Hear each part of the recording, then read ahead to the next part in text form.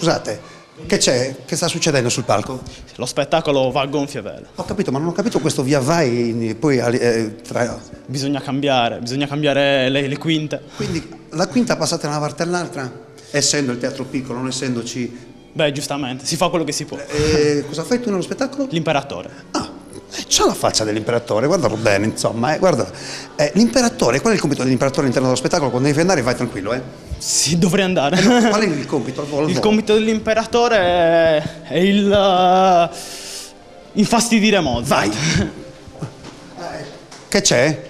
Ma Devo andare dall'altra parte. Sì, ma l'imperatore non era quello? Sì? E lei che cosa fa allora? Io sono Leopold, il padre di Mozart. Mi perdoni, le faccio i complimenti, lei veramente ha avuto un figlio incredibile, ma lei è stato anche fautore del successo di suo figlio? Beh, modestamente io l'ho spinto, diciamo che senza di me non sarebbe Mozart, ecco. Ecco, perché poi lei l'ha portato a Bologna, l'ha portato...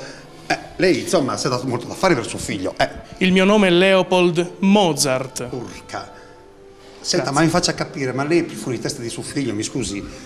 Sì, è il cappello. Che la fa fuori di testa? Probabilmente. Ci passo. Senta, ma a proposito di Leopold, ma come viene trattato Leopold all'interno poi di questo spettacolo di Jovanotti?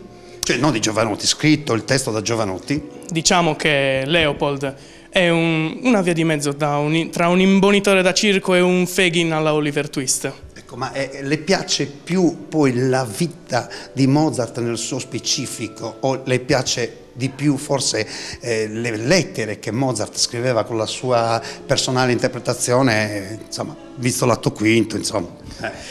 Sicuramente nelle lettere di Mozart, che non si limitano alla cacca, diciamolo, certo. di noi, c'è quello che lui era davvero e quello che lui raccontava agli altri di essere. E quindi possiamo imparare molto dalle sue lettere rispetto che dai libri di storia scritti da qualcun altro molti secoli dopo. Leopoldo, lei mi piace tantissimo, proprio tanto. Le faccio i complimenti ancora una volta. Il nome invece? Matteo. Ciao Matteo. Arrivederci. Ciao Matteo. Anche se sapeva più da imperatore lui che l'altro, ma noi ritorniamo a parlare di questo spettacolo perché ne vale la pena. Allora, per chiudere, insomma, un grande successo Mozart, la parrucca di Mozart. Però io le faccio una domanda, professore. Si fanno questi spettacoli a Sassari, ci sono 3 mattine, ci sono stati 3 mattine, cioè ci saranno 3 mattine, 2 serali, perché queste sono le prove generali, ma mi domando e dico, ma è possibile che non si possa replicare anche qualche altro teatro della Sardegna? Faccio un esempio. Il tentativo lo stiamo facendo, e cioè in collegamento col Conservatorio di Cagliari stiamo tentando di proporre al direttore, nuovo direttore anche a Cagliari, di venire a vederlo e magari stimolarli a fare una produzione loro e scambiarsi queste esperienze. Magari con i ragazzi, con questi ragazzi che già conoscono lo spettacolo. Certo, naturalmente. Ma che cosa bella. Oh, viva il teatro, viva la musica, in questo caso viva Mozart che ha insegnato a tutti, insomma, un modo di vedere la musica. Quel ragazzo che ha intervistato, Matteo Tropengama, e ha detto delle cose giustissime dal punto di vista proprio anche musicale, perché è vero che non c'è a volte collegamento tra la scrittura mozartiana delle lettere e la scrittura mozartiana della musica, però forse nelle lettere c'è anche lui, c'è il suo carattere e la sua personalità. Certo. Bene, noi vi ringraziamo, ma noi ritorniamo qua e mica finisce, cioè non è che finisce così la cosa, ci ritroviamo ancora con Stefano Mancini, che il professor Mancini, insomma adesso poi anche in pensione, dopo aver segnato tanti anni al conservatorio, sicuramente in questo momento starà dicendo, ma porca miseria, quando ero professore io che bello sarebbe stato, magari, certo, sono passato dall'altra parte adesso. L'ultima domanda per chiudere, ma se Mozart era veramente un... Jovanotti è un po' anche lui, anche se i tempi sono cambiati giustamente, cioè per scrivere una cosa di questo tipo ci vuole un bel po' di estro. Ma credo che Jovanotti, leggendo le lettere, abbia trovato ispirazione, perché lui in qualche maniera anche nei suoi testi delle canzoni dimostra una grande fantasia. Ha detto molto bene questa mattina in conferenza stampa il direttore.